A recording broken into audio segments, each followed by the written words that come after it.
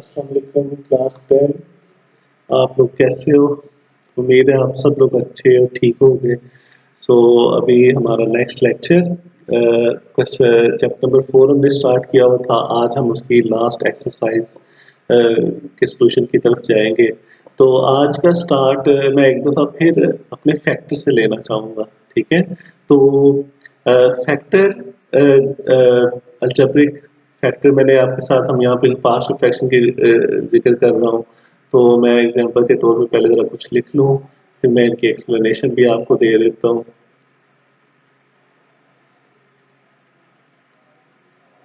ठीक है, तो हमें यहाँ पे 4 हिस्सों के अंदर इन चीज़ों को मैंने आपके साथ डिवाइड किया था और उन्हीं तरीके से उन्हीं चीज़ों को लेके मैं आपको समझा रहा हूँ।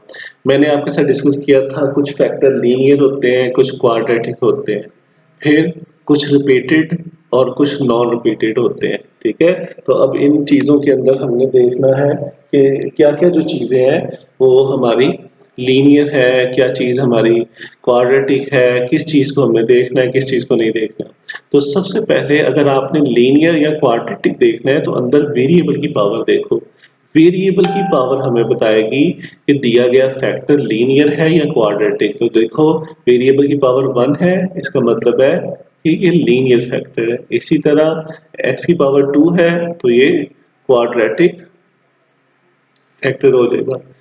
रिपीटेड नॉन रिपीटेड के लिए हम बाहर पावर देखा करेंगे, अंदर नहीं देखा करेंगे। अंदर सिर्फ लीनियर क्वाड्रेटिक के लिए। अब देखो बाहर पावर 2 है, इसका मतलब है ये रिपीटेड है,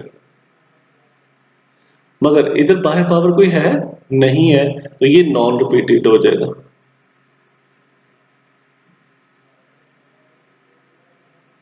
अब इसी तरह देखो अंदर पावर 2 है, यस ये क्वाड्रेटिक है, मगर बाहर पावर 2 है तो ये क्वाड्रेटिक भी है और रिपीटेड भी है, यानी दोनों चीजें हैं। मगर अगर मैं इसकी बात करूंगा तो ये क्वाड्रेटिक है मगर ये नॉन रिपीटेड है, ठीक है? तो यानी मेरी जो x की पावर होगी वो डिसीजन लिया करेगी कि दिया हुआ फैक्टर लीनियर है या क्वाड्रेटिक है, जबकि जो मेरी ब्रैकेट के बाहर पावर होगी वो ये डिसाइड करवाया करेगी कि दिया हुआ फैक्टर जौन सा है वो रिपीटेड है या नॉन रिपीटेड है। सो लेट्स स्टार्ट एक्सरसाइज 4.4। तो बिल्कुल पिछली एक्सरसाइज की तरह ही मैं इसका स्टार्ट लूँगा। तो मैं सबसे पहले प्रॉपर फ्रैक्शंस करता हूँ, बाद में इम्प्रॉपर करता हूँ। तो यहाँ पे क्वेश्चन नंबर 1 2 3 4 ये प्रॉपर फ्रैक्शन है, जबकि 5 और 6 इम्प्रॉपर है। तो अभी फिर हम इनको नेक्स्ट लेक्चर में देखेंगे। आज साइड पे मैंने कुछ और क्वेश्चन भी लिखे हुए हैं। यहाँ पे मुझे थोड़ा सा मैं ज़रा काम कर लूँ, मेरी कुछ चीज़ें कम हैं।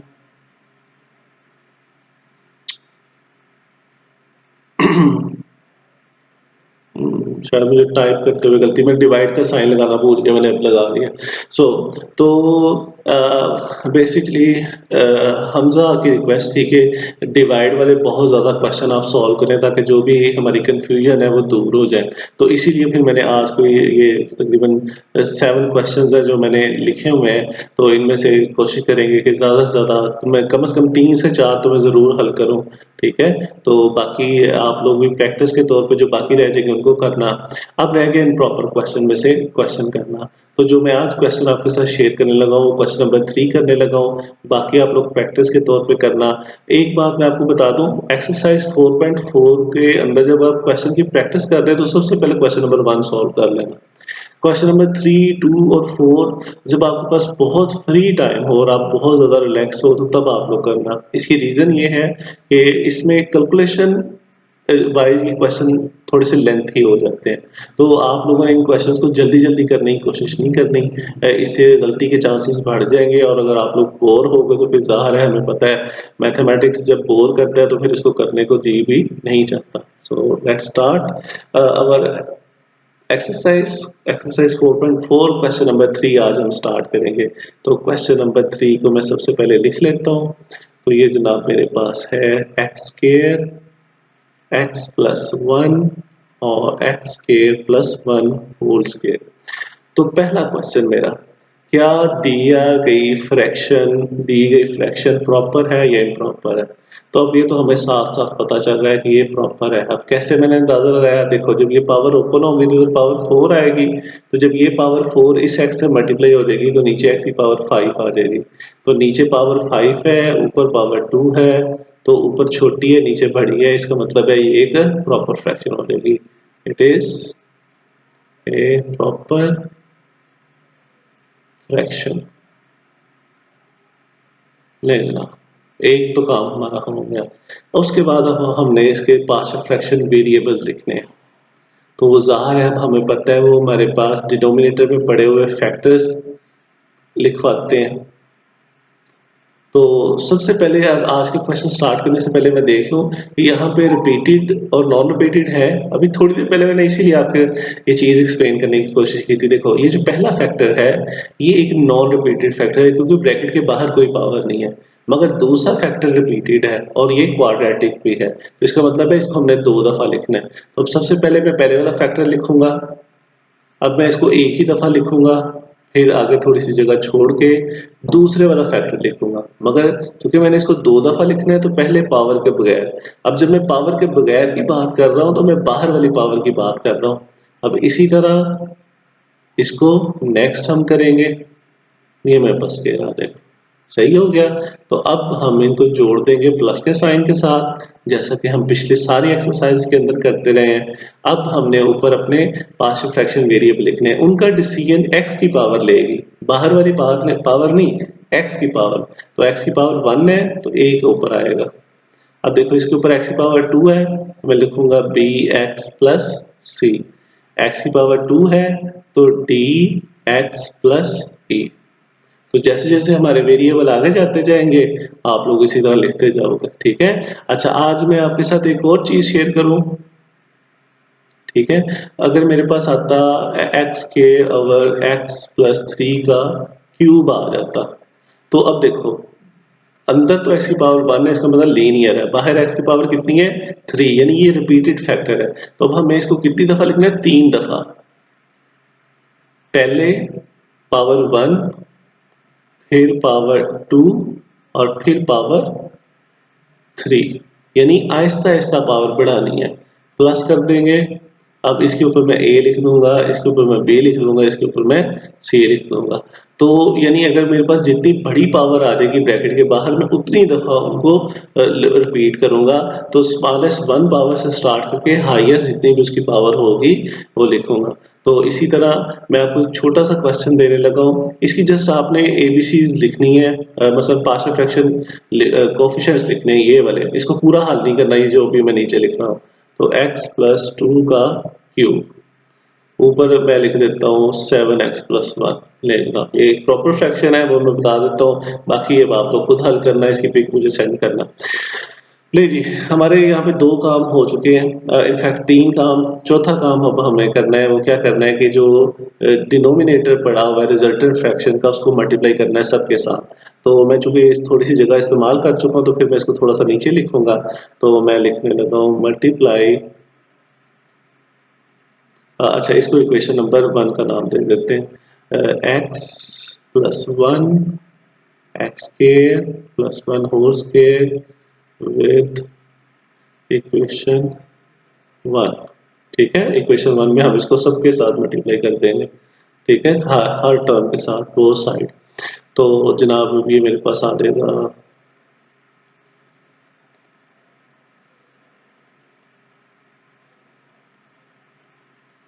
ओके। कुछ चीज़ें छोटी-छोटी आप लोगों में से किसी बच्चे ने पार्शियल फ्रैक्शन की प्रैक्टिस करना नहीं छोड़ना, क्योंकि जैसे ही आप लोग इसकी प्रैक्टिस करना छोड़ोगे तो ये आपको सारी की सारी भूल जाएगी। सो हम ये नहीं कर सकते कि बाद में जाके इसके ऊपर इतना टाइम लगाएँ, ठीक है? तो बेहतर है कि आप साथ-साथ इसकी प्रैक्टिस रखो ताकि आपको कोई भी चीज़ जो-सी है वो भूले नहीं। तो अगर आप हर रोज प्रैक्टिस के तौर पे किसी भी एक्सरसाइज का एक क्वेश्चन भी हल कर लिया करोगे तो उतना ही काफी है। और थोड़ा सा भी हम और काम कर सकते हैं, जब हो जाएगा तो इंशाल्लाह फिर मैं आपको होमवर्क देना शुरू कर दूंगा, तो आप लोग वो होमवर्क भी करते रहना साथ साथ।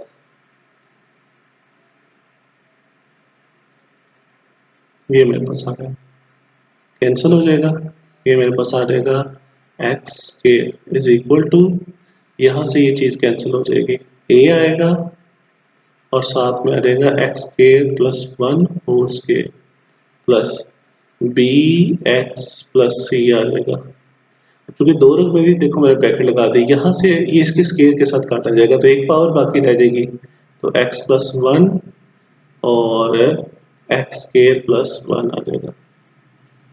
इसी तरह ये तो फिर पूरे का पूरा ही काटा जाएगा, तो प्लस डी एक्स प्लस ई आ जाएगा, तो ये मेरे पास आ जाएगा एक्स प्लस वन।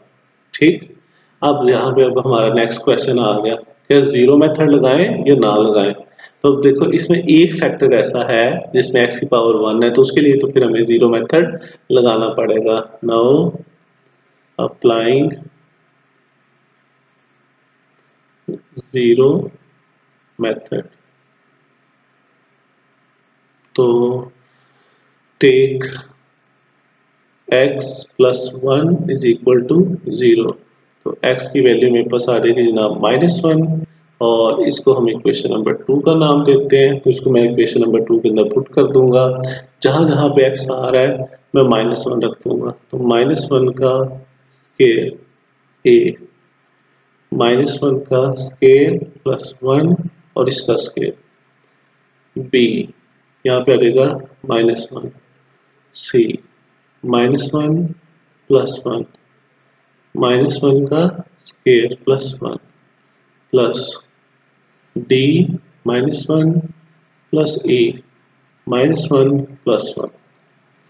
अब माइनस वन का स्केयर लें तो वन ही आ जाएगा, ए वन प्लस वन आ जाएगा plus minus B plus C आ जाएगा, ये ज़ीरो आ जाएगा, ये वन प्लस वन आ जाएगा प्लस माइनस डी प्लस ई आ जाएगा और ज़ीरो आ जाएगा। अब देखो ये वाला हिस्सा और ये वाला हिस्सा सारे का सारा ज़ीरो हो जाएगा, तो ये मेरे पास आ जाएगा one is equal to A two का स्केयर। अब टू का स्केयर क्या होता है जनाब, फोर, तो यहाँ से जो मुझे ए की वैल्यू मिलेगी फोर की जगह डिवाइड हो जाएगा, तो ए की वैल्यू आ जाएगी वन बाई फोर, और ये जनाब मेरा आंसर आ जाएगा। अब इसी तरह नेक्स्ट हमें इक्वेटिंग का कोफिशिएंट करना है, तो उसके लिए फिर मैं ऊपर वाली इक्वेशन लिख देता हूँ, क्योंकि दूसरा कोई लीनियर फैक्टर नहीं है, तो फिर हमें इक्वेटिंग का कोफिशिएंट के लिए ही जाना है। और मैं ये वाला क्वेश्चन भी इसीलिए सॉल्व कर रहा हूँ ताकि मैं आपके साथ पॉसिबल कैलकुलेशन जितनी भी है वो मैं आपके साथ शेयर करूँ, ताकि किसी बच्चे को कोई कंफ्यूजन ना हो।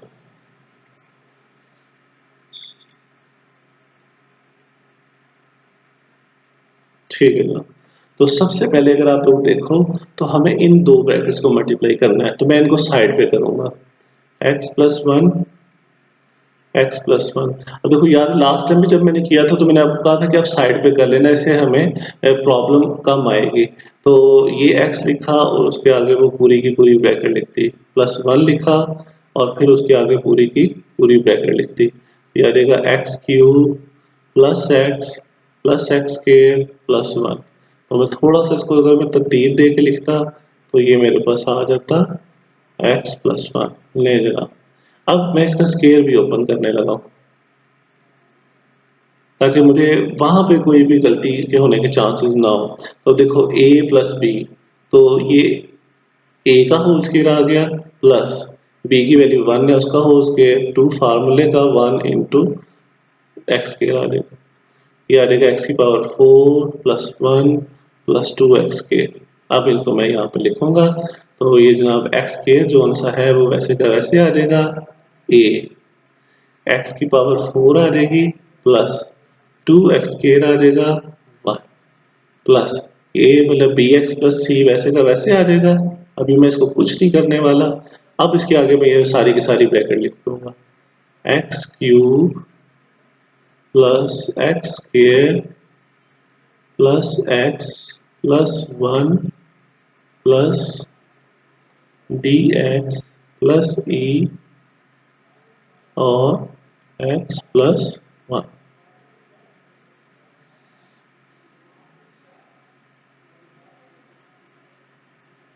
सो अभी मैं इनको मल्टीप्लाई नहीं करूंगा, ज़रा मैं वेट कर रहा हूँ, ठीक है। तो अभी देखो ये मेरे पास आ जाएगा बी एक्स, और इसके आगे सारी की सारी मैं ब्रैकेट लिख दूंगा, एक्स के प्लस एक्स प्लस 1, फिर आगे सी लिखूंगा। मैं बिल्कुल जैसे मैंने इसको ब्रेक किया वैसे मैं इसको कर रहा हूँ।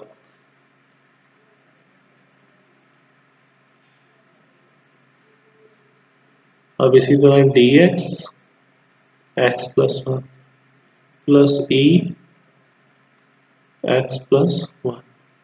सो ये मेरे पास आ जाएगा एक्स स्क्वायर। अब मैं मल्टीप्लाई कर दूंगा ए एक्स की पावर 4। ध्यान से हमने सारी की सारी टर्म्स लिखनी है, कोई छोड़नी नहीं है।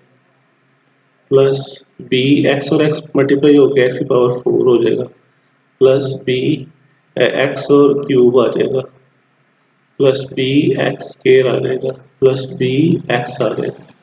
इसी तरह अब सी की बारी आ जाएगी, C X cube C X square plus C X plus C, D X square plus D X plus E X और प्लस ई। लो जनाब, अब देखो इसीलिए मैं आपको कह रहा था कि इसकी कैलकुलेशन बहुत बढ़िया होगी। अब इस जगह पे हम अपने कोफिशिएंट्स को इक्वेट कर देते हैं। तो सबसे बड़ी पावर आपको कौन सी नजर आ रही है? कोफिशिएंट ऑफ एक्स की पावर 4। उसके बाद फिर हम एक्स की पावर 3 का करेंगे, फिर हम एक्स की पावर 2 का करेंगे, फिर हम एक्स का करेंगे, और लास्ट में जाके हम कांस्टेंट के करेंगे। तो जी हम बारी बारी अब स्टार्ट कर लेते हैं। तो x की पावर 4 हम देखते हैं, तो इक्वल के दूसरी साइड में तो x की पावर 4 है नहीं, इसलिए 0 आएगा। मगर इधर 2 के साथ है, ये देखो, और किसी के साथ x की पावर 4 नहीं है, तो a प्लस बी।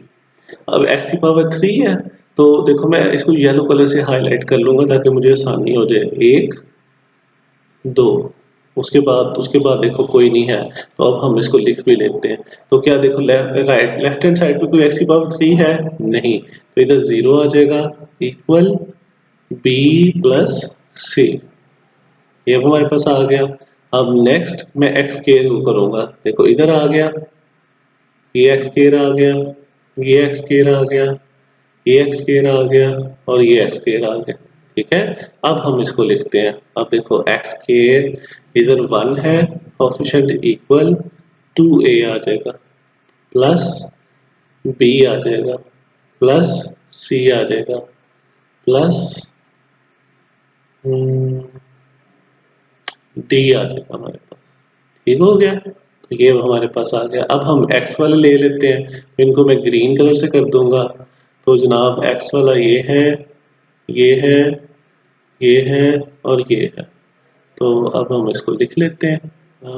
अब उधर x नहीं है तो 0 आएगा, तो जनाब अभी बी एक्स,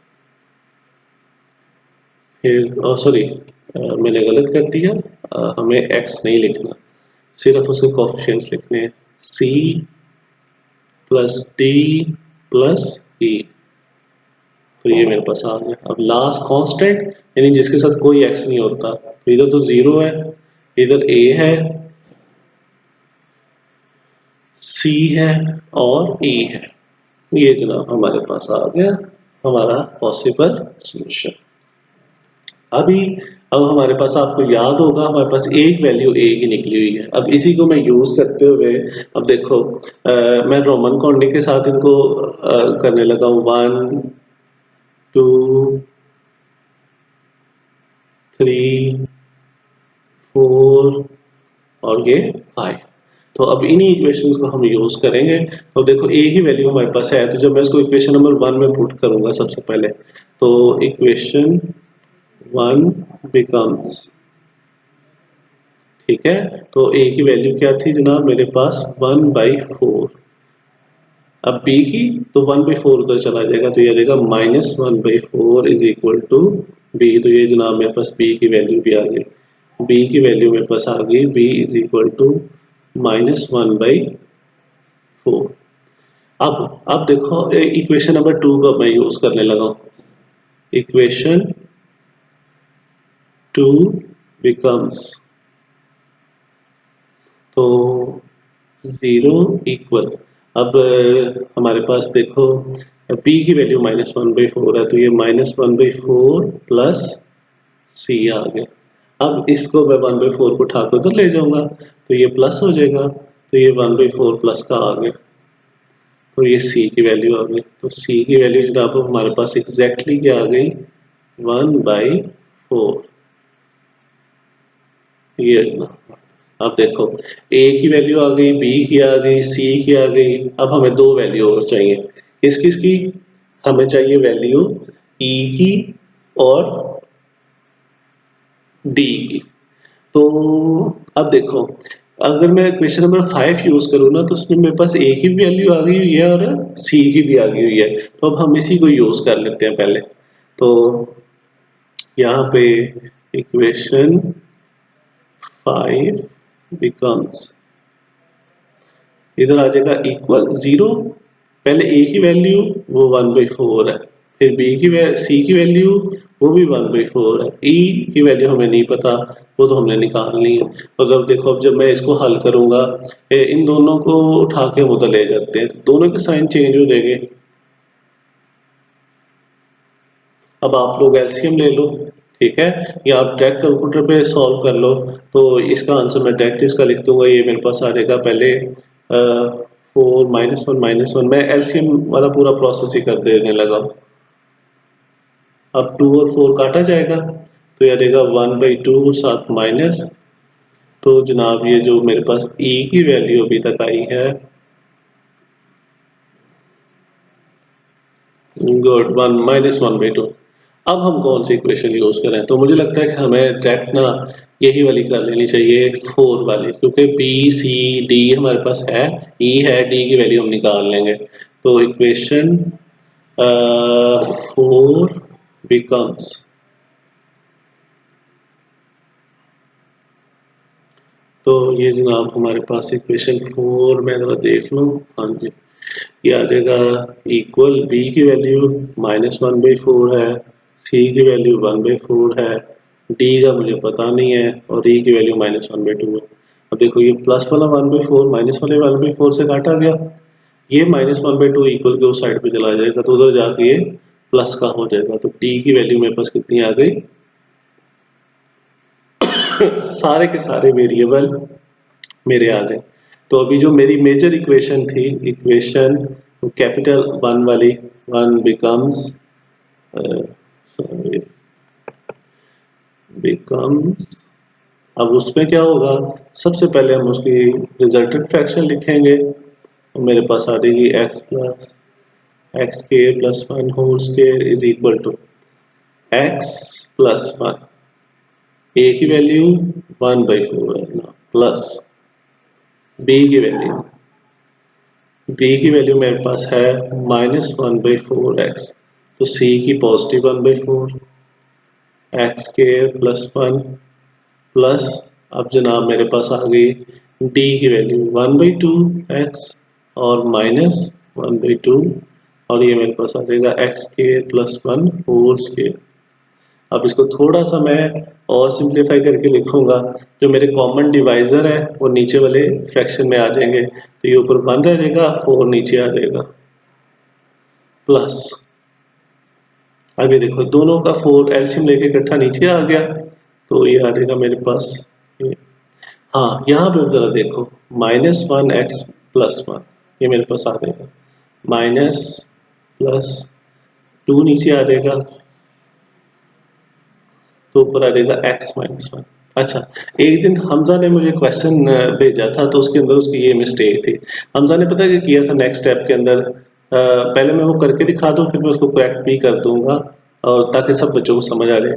हमजा ने सिर्फ ये माइनस नीचे ले आया था, x + 1 4x² + 1 plus x - 1 2x² + 1 whole square. तो अब देखो ये गलत हो जाएगा, कभी भी अगर हमारे यहाँ पे एक रकम होती, एक टर्म होती, तो फिर ऐसा हम कर सकते थे, मगर चूंकि यहाँ पे एक से ज्यादा टर्म्स है, तो सबसे पहले हमें माइनस कॉमन लेना पड़ेगा, यानी सबसे पहले जब हम माइनस कॉमन लोगे, ठीक है, तो अब यहाँ का जो साइन है वो चेंज हो जाएगा, तो यहाँ पे माइनस आ जाएगा, अब आप इस माइनस को प्लस से मल्टीप्लाई करो तो ये मेरे पास आंसर आ जाएगा माइनस। ठीक है, तो इस सूरत में जब भी आप दो रकमों में से माइनस नीचे ला रहे हो तो दोनों में से सबसे पहले कॉमन लो, फिर उसको सामने वाले प्लस के साथ या माइनस के साथ मल्टीप्लाई करो। तो ये जनाब हमारा ये वाला क्वेश्चन है, थोड़ा सा लेंथी जरूर है। ठीक है, आप लोग इसकी प्रैक्टिस करना। क्वेश्चन नंबर 1 इससे ज्यादा छोटा होगा। ठीक है, क्योंकि उसके ऊपर सिर्फ इक्वेटिंग द कोएफिशिएंट मेथड ही लगेगा, तो इसकी आप अच्छे से प्रैक्टिस करना। तो अभी हमने जैसे कि वादे के मुताबिक जो मेरे पास ये जो डिवीजन वाली चीजें हैं, अब हमने जो है ना इसको करना है। ठीक है, तो मैं इसको जरा नीचे जाके पेस्ट कर लूं जरा। ओके जी, तो ये डिवाइड, ये डिवाइड, ये डिवाइड, ये डिवाइड, ये डिवाइड, ये डिवाइड और ना ये डिवाइड। सो सबसे पहले जो मैं आपके साथ क्वेश्चन शेयर करने वाला हूँ वो क्वेश्चन नंबर 4 है। ठीक है, इसकी वजह मैं अभी आपको बता देता हूँ, पहले मैं ज़रा लिख लूँ। तो ये मेरे पास है 34x माइनस 22 3 एक्स क्यूब आ जाएगा, माइनस 12 एक्स की पावर 4 आ जाएगी, माइनस 10 एक्स की पावर 2 आ जाएगी, माइनस 75 आ जाएगा और डिवाइडेड बाई, ठीक है, 3x प्लस 7। ओके, अब देखो ये जो पोलिनोमियल हमें मिली है, ठीक है, ये पोलिनोमियल अनअरेंज्ड है, तो हमें सबसे पहले इसको अरेंज करना पड़ेगा। तो ऑर्डर क्या रखना है कभी भी अरेंज करते हुए, तो सबसे पहले हमारी बड़ी पावर आएगी, फिर छोटी, फिर छोटी। तो अब देखो ये वाला हिस्सा सबसे बड़ी पावर है, तो मैं इसको पहले लिखूंगा, तो फिर इसका साइन भी पहले लिखा जाएगा जब हम अरेंज कर रहे हैं। फिर उसके बाद उससे छोटी, फिर उसके बाद उससे छोटी, फिर उससे छोटी और फिर सबसे लास्ट में, तो ये मेरे पास आ जाएगा। तो यानी कभी भी अगर हम डिवाइड वाला कोई क्वेश्चन सॉल्व कर रहे हैं तो उसके अंदर आप ये चीज़ें जो उनकी है वो अच्छे तरीके से ख्याल रखो। ये भी जो, हाँ आप देखो, जैसे अगर जैसा कि हमारे प्रॉपर इम्प्रॉपर फ्रैक्शन में आते हैं, डिनोमिनेटर में दो ब्रैकेटें होती हैं, ठीक है, तो सबसे पहले उन्हें मल्टीप्लाई कर दो फिर डिवाइड के प्रोसेस के अंदर जाओ। तो अब हमारे पास ये आ जाएगा जनाब 12x की power 4 minus 22x cube minus 10x square plus 34x minus 75। तो मेरे पास आ जाएगा जनाब, बाहर आ जाएगा 3x प्लस 7। लेंगे अब हम अपना डिवाइड का प्रोसेस स्टार्ट करते हैं। तो अब सबसे पहले हमने अपनी पहले वाली रकम को अंदर पहले वाली रकम के साथ कंपैरिजन करना है। कंपैरिजन जब करना है तो जब वेरिएबल होगा तो वेरिएबल की पावरें देखनी है कितनी अंदर ज्यादा है। अब बाहर पावर देखो 1 है, अंदर पावर कितनी है 4, तो 1 के मुकाबले में अंदर कितनी पावर ज्यादा हुई, 3 पावरें ज्यादा हुई। ठीक है, तो यहाँ पे फिर मैं x की पावर 3 लिख दूंगा। ठीक है, ये वेरिएबल के साथ आ गया। अब जब हम कोफिशिएंट्स की बात करेंगे, इन नंबरों की बात करेंगे, तो आप ये सोचोगे कि मैं इस नंबर, ये जो नंबर लिखा हुआ है यहाँ पे, इसको किससे मल्टीप्लाई करूँ कि ये वाला नंबर आए। तो आप 3 को किससे मल्टीप्लाई करोगे कि 12 आए, तो वो देखो 3 को हम 4 से मल्टीप्लाई करेंगे तो 12 आएगा। पावर का रूल डिफरेंट तरीके से देखना है वेरिएबल वाला, और जो कोफिशिएंट है उसका रूल अलग तरीके से देखना है। आखिरी चीज, इसके साथ कौन सा साइन है माइनस का, तो ये हम माइनस का साइन भी ऊपर लगा देंगे। और अगर इसके साथ प्लस होता तो फिर हम प्लस, वो ज़ाहिर है अब आपको पता है हम नहीं लिखते। ये अब हमारा काम पूरा हो गया। अब इस -4x⁻³ को हम साइड पे लिखेंगे और इसके साथ ये पूरे का पूरा हिस्सा लिख देंगे। अब देखो इसके अंदर जो सेकंड टर्म है उसको मैंने देखा भी नहीं है, हमेशा हम फर्स्ट टर्म को देखेंगे। तो इसको बता मैं मल्टीप्लाई कर दूंगा तो आ जाएगा -12x⁴ -28x⁻³ अब हम इसको पकड़ के अपने डिवाइड के अंदर वाले हिस्से में लिखेंगे। -12x⁴ -28x⁻³ ये मेरे पास आ गया।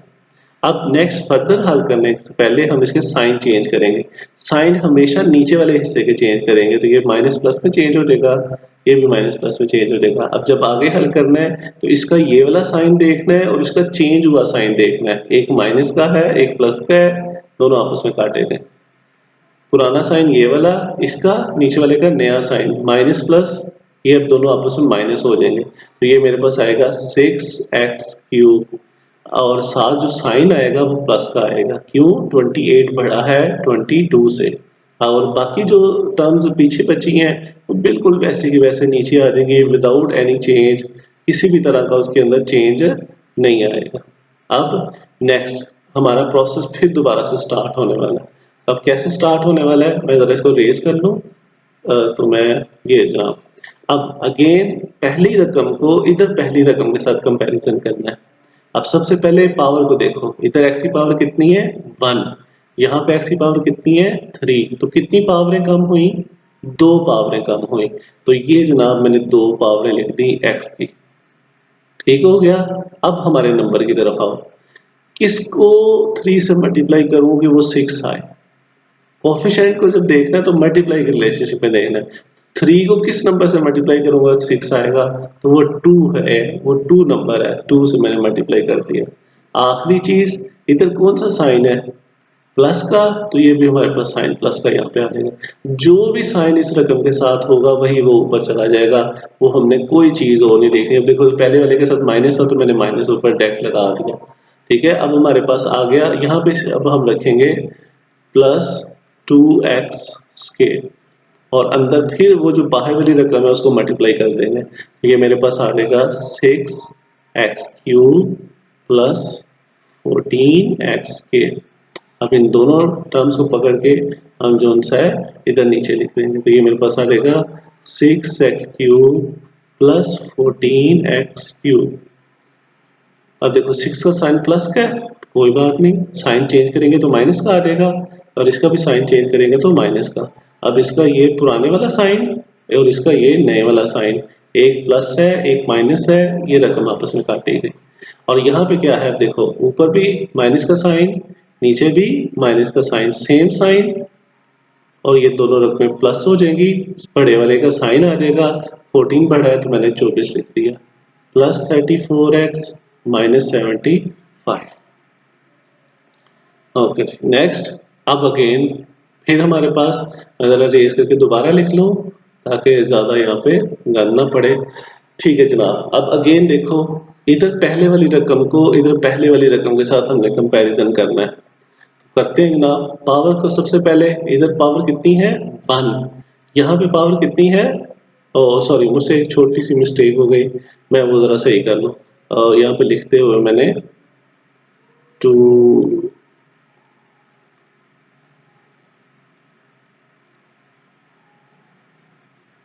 हाँ चलो शुक्र है, पहले पता चल गया। ठीक है, तो अभी हम देखते हैं, तो अब कंपैरिजन करें, पावर यहाँ पे 2 है यहाँ पे 1 है, तो कितनी पावरें कम हुई, एक पावर कम हुई, तो देखो एक मैंने x लिख दिया, अब 1 लिखने की जरूरत नहीं है।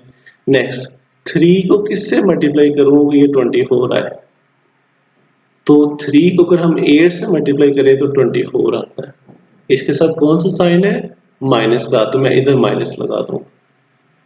अब हम तीसरी जगह पे चले जाएंगे, -8x लिखेंगे और अंदर वो बाहर वाला हिस्सा डिवाइजर लिख देंगे। अब मैं इसको मल्टीप्लाई कर दूंगा, -24x के 8 7 ये हमारे पास आ जाएगा 56 माइनस के साइन के साथ। ठीक है, तो ये मेरे पास आ जाएगा -24x के -56x, साइन चेंज करूंगा, प्लस प्लस ये काटा जाएगा, ये दोनों प्लस हो जाएंगे तो ये 0 आ जाएगा, 90x -75। अब आखिरी हमारा हिस्सा, पहले वाले हिस्से को पहले वाले हिस्से से कंपैरिजन करो, इधर भी x की पावर 1 है, इधर भी x की पावर 1 है, देखो इधर 3 है इधर 90 है, तो अब देखो सोचो जरा किसको मल्टीप्लाई करेंगे हम कि 90 आए, तो जब 3 को हम 30 से मल्टीप्लाई करेंगे ना तब 90 आएगा, तो इसका मतलब है देखो यहाँ पे x कोई नहीं लिखना, 30 बस मैं लिखूंगा, इसका साइन प्लस का है तो इधर भी मैं प्लस लगा दूंगा, तो इसका मतलब है अब हम 30 को मल्टीप्लाई कर देंगे 3x प्लस 7 से, तो ये मेरे पास आ जाएगा जनाब 90x माइनस 210, माइनस प्लस ये काटा जाएगा, इन दोनों को हम माइनस कर देंगे, तो ये मेरे पास आ जाएगा जनाब, मैं 210 5 तो 135 आ जाएगा। ये मेरे पास नाम आ गया। तो ये एक प्रॉपर डिवीजन का मैंने क्वेश्चन सॉल्व किया है। ये बेसिकली अगर आप लोग प्रैक्टिस करना चाहो तो 8 क्लास की बुक के अंदर बहुत ज़्यादा क्वेश्चन है ऐसे, वहाँ से आप देख सकते हो। जो प्रोसेस है वो मैंने आपके साथ शेयर कर दिया है। इसी तरह अभी हम एक और क्वेश्चन सॉल्व करते हैं। कौन सा करें? हाँ, ये वाला करते हैं, पार्ट नंबर 3 करते हैं। ठीक है, तो पहले हम इसको लिख लें फिर हम करते हैं। तो मुझे फिर भूल गया। 6y³ 28, 6y⁵ minus 28y³। Next term क्या है जनाब? Plus 3x²। सॉरी x में बोल रहा हूँ, y है यहाँ पे। ठीक है, 30y-9, 30y-9 divided by 2x² - 6, 2x² - 6। Okay जनाब, तो हमारा डिवाइड का प्रोसेस स्टार्ट होता है। तो मुझे अरेंज करने की कोई ज़रूरत नहीं है, डायरेक्ट लिख लूँगा। -28y³, मैं यहाँ पे फिर गलती कर गया हूँ, मुझे y लिखना चाहिए, 2y² plus 3y² plus 30y-9 2y² - 6। ले जना, मैं एक दफ़ा ज़रा कंफर्म कर लूँ, फिर उसके बाद हम इसको, और उसने भी x² ही लिखा मगर y² आएगा। चलो ठीक है जी, ओके। सो अभी क्वेश्चन स्टार्ट करते हैं। डिवीजन हमारे अरेंज है, पहले वाली रकम को पहले वाली रकम के साथ कंपैरिजन करना है। तो अब देखो, यहाँ पे पावर 2 है, यहाँ पे पावर 5 है, तो अंदर के मुकाबले में कितनी पावर कम हुई? अंदर के मुकाबले में हमारे पास पावर कम हुई 3, 4, 5, यानी 3 पावरें कम हुई हैं। तो मैं y की 3 यहाँ पे लिख दूंगा। सेकंड, अपने कोफिशिएंट को देखूंगा, ये 2 है, ये 6 है, तो 2 को किस नंबर से मल्टीप्लाई करूं कि वो 6 आए? तो 2 को मैं 3 से मल्टीप्लाई करूंगा। अब यहाँ पे साइन प्लस का है तो मैं अभी नहीं लगा रहा, चूंकि पहली रकम है तो वहाँ पे हम इसको स्किप कर देते हैं।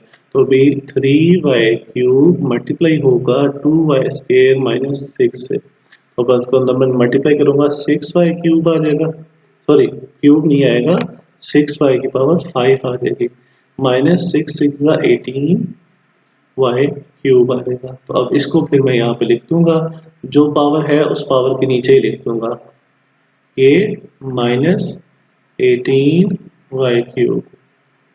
साइन चेंज कर दूंगा, इसका माइनस आएगा, इसका प्लस आएगा, ये काटा जाएगा। तो अब देखो दोनों डिफरेंट साइन आ गए, तो ये मेरे पास आ जाएगा 10y³। तो फिर मैं यहाँ पे साइन कौन सा लगाऊं? इन दोनों में से देखो कौन सी रकम बड़ी है? 28, तो माइनस का साइन लगेगा, प्लस 3y² आ जाएगा, प्लस 30y आ जाएगा, -9 आ जाएगा। तो जनाब अब हमारे पास, अब हम नेक्स्ट स्टेप की तरफ चलते हैं। अगेन अब हमने पहले रकम को पहली रकम के साथ कंपैरिजन करना है। तो अब देखो, इसको इसके साथ कंपैरिजन करूंगा, यहाँ पे y⁵ 2 है, तो यहाँ पे y⁵ देखो कितनी है? 3, तो कितनी कम हुई? 1 कम हुई। 2 तो ऑलरेडी इधर है तो 1, तो ये मैंने y1 लिख दिया। 2 को किससे मल्टीप्लाई करूँ कि 10 आए? 5 से मल्टीप्लाई करूंगा, ये जनाब मेरे पास 5 आ गया। अब इसके साथ चूंकि माइनस का साइन है, ये मैंने माइनस लगा दिया यहाँ पे, तो यहाँ पे मैं -5y लिखूंगा, 2y² - 6, तो -10y³ minus minus plus 30y, ये मेरे पास आ गया जनाब। अब इसको मैं इधर लिख दूंगा, तो ये अब देखो -10y³। अब देखो ये 30y है, y⁵1 है, तो फिर इसको मैं इसके नीचे लिखूंगा, इसके नीचे नहीं लिखूंगा, सेम पावर के नीचे लिखना है। चलो ये भी अच्छा हो गया कि इस क्वेश्चन के अंदर ये भी चीज़ आ गई है। ठीक है, तो अब ये जनाब अगर आप देखो तो मेरे पास ये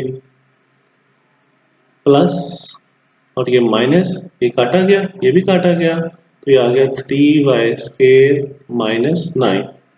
तो अभी अगर आप देखो नेक्स्ट अगर हम देखें तो जब मैं कंपैरिजन करूंगा दोनों पावरें सेम है, ठीक है, मगर इसमें देखो 2 के टेबल में तो 3 आता ही नहीं है।